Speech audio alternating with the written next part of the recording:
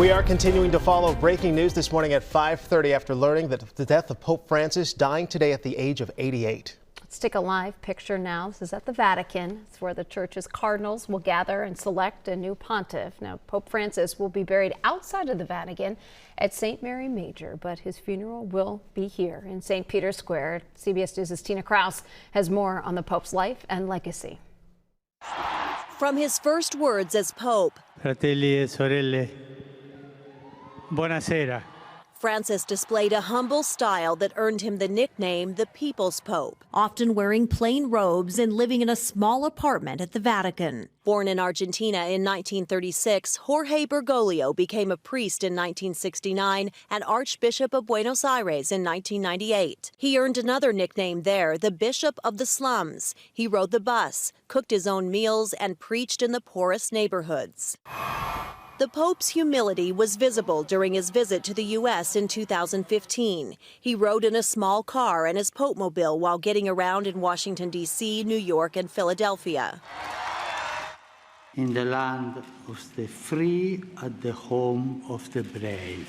The Holy Father made history when he addressed Congress and celebrated Mass with hundreds of thousands of people in Philadelphia. The Pope also brought a message to U.S. Catholics to take care of those less fortunate. On the final day of his trip, he met with victims of sex abuse.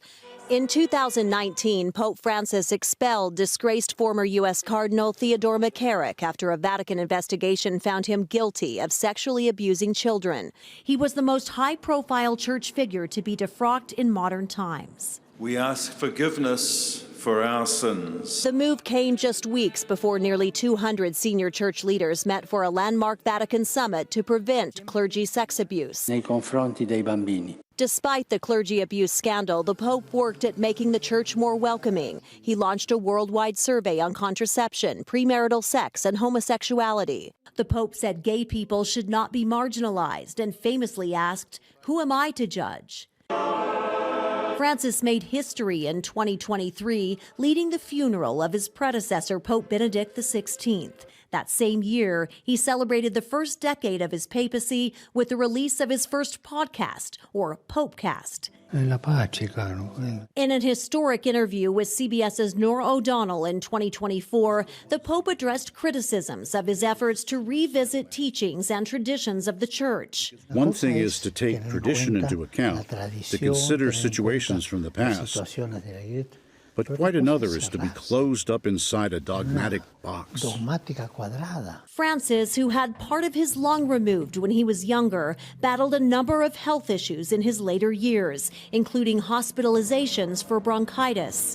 Supporters will forever remember him as a revolutionary pope, crediting him with choosing service and kindness over the power of the papacy. Tina Kraus, CBS News. We will continue to keep you updated as we learn more about the death of Pope Francis right here on WCCO, also streaming on CBS News Minnesota.